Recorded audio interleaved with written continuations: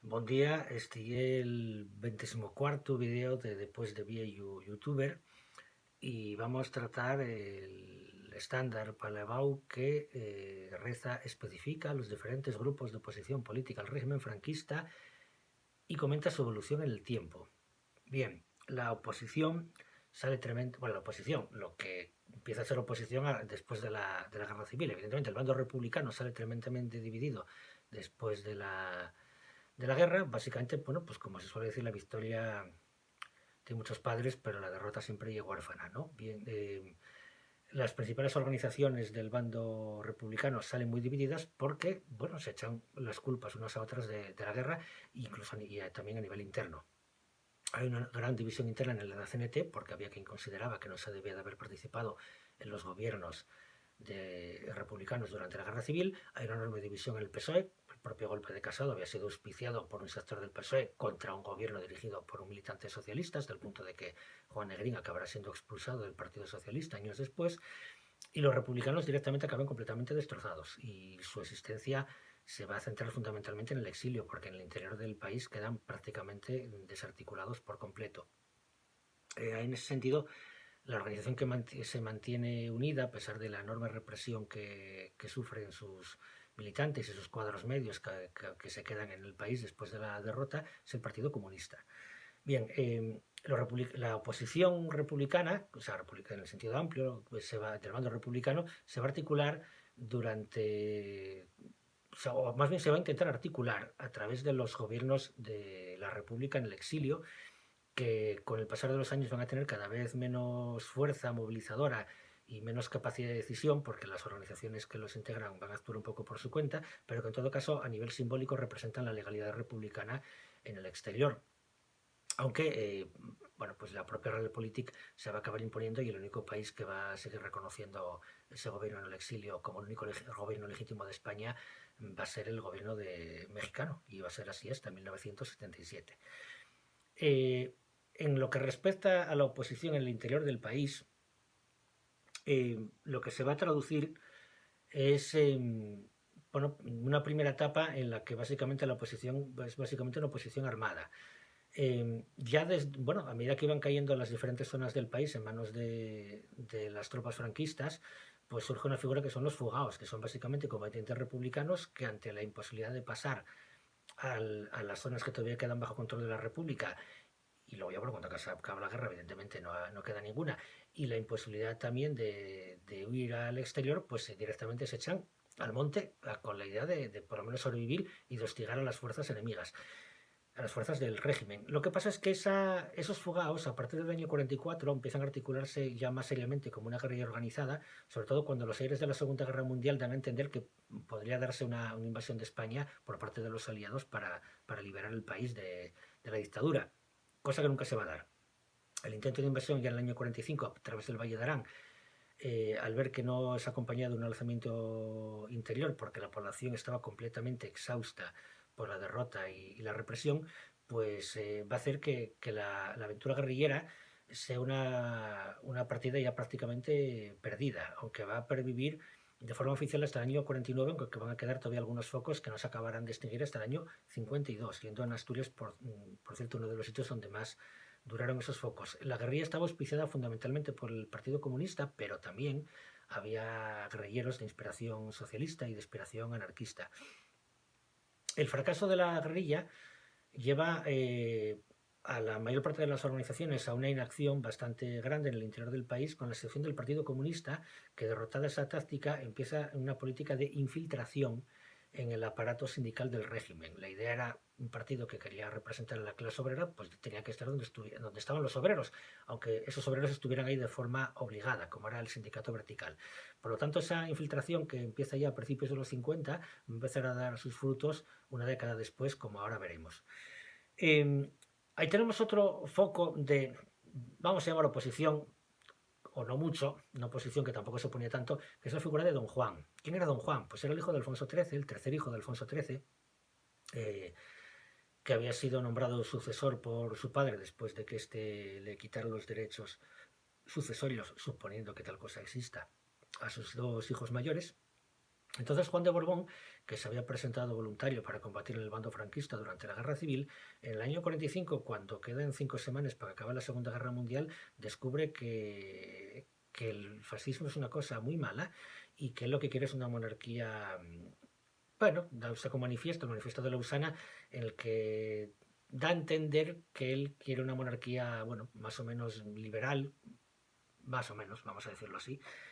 y le pide a Franco que renuncie al poder, cosa que ya habían hecho algunos militares monárquicos en el año 43, pero que Franco directamente, básicamente, los aparta de esos puestos de responsabilidad que tienen. Con lo cual, don Juan, a partir del año 48,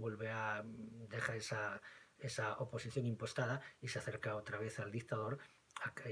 y hace de que su hijo Juan Carlos pues empiece a estudiar en España para que esté más tutelado por el dictador. Con lo cual la oposición monárquica en realidad nunca fue tal, porque nunca dejaron de ser una de las familias del régimen, aunque hubiera individualidades monárquicas que sí tenían una postura, digamos, más disidente respecto a la dictadura.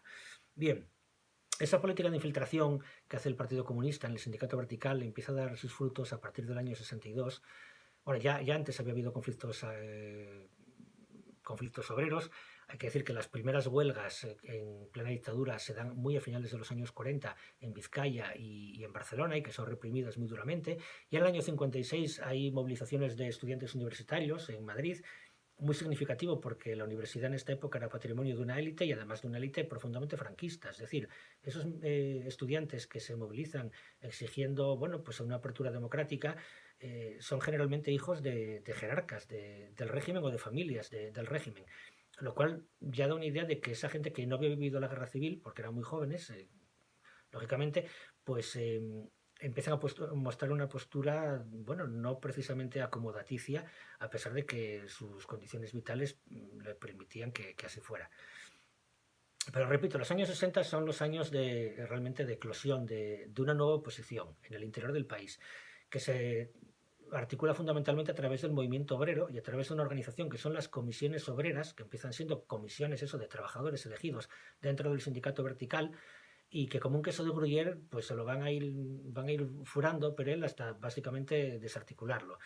Y eso eclosiona, repito, en 1962 en una huelga minera muy potente, que acaba con un éxito rotundo y que a partir de ahí se va a repetir año tras año. Es decir, la minería va a ser una de las pesadillas recurrentes del régimen, por su fuerza numérica, por su capacidad que tenía, bueno, por producir carbón, que era uno de los pocos minerales estratégicos que producía España, y por la fuerza simbólica que seguían teniendo los mineros asturianos dentro del conjunto del movimiento obrero español. Y eso genera también un efecto emulación que se va a traducir en otros sectores. En cuanto a los diferentes corrientes ya que eclosionan definitivamente en los años 60 de oposición a la dictadura, pues tenemos fundamentalmente el Partido Comunista, que va a ser con diferencia la gran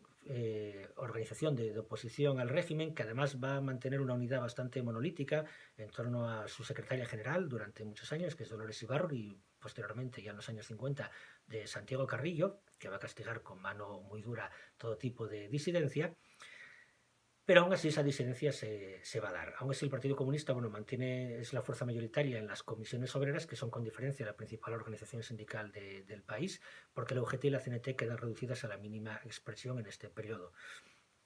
En los años 60 aparecen también otra serie de organizaciones de tipo comunista que se reclaman como auténticamente comunistas frente a la política del PC oficial, que consideran demasiado reformista, sobre todo a raíz de que este saque su política llamada Reconciliación Nacional, y se va a traducir en la aparición de una serie de grupos de inspiración fundamentalmente maoísta, como el Partido de los Trabajadores o la Organización Revolucionaria de los Trabajadores,